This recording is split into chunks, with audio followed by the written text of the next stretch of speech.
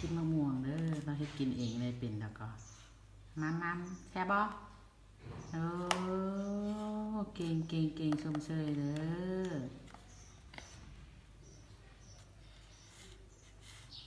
เอาใส่ส้มลูกใส่ส้มจี้เอาเอาใส่ส้มปักเอา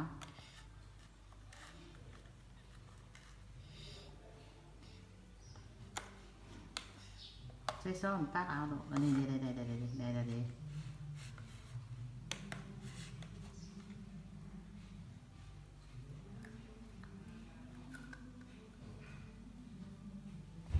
ช่ป่ะ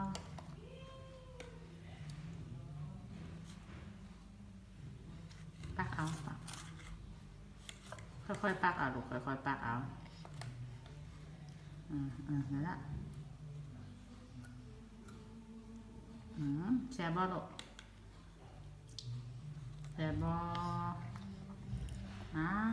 กินมะม่วงมักกินมะม่วงหวานเด้อเท่าอันนี้เด้อครั้งแรกเฮียนใส่ส้ม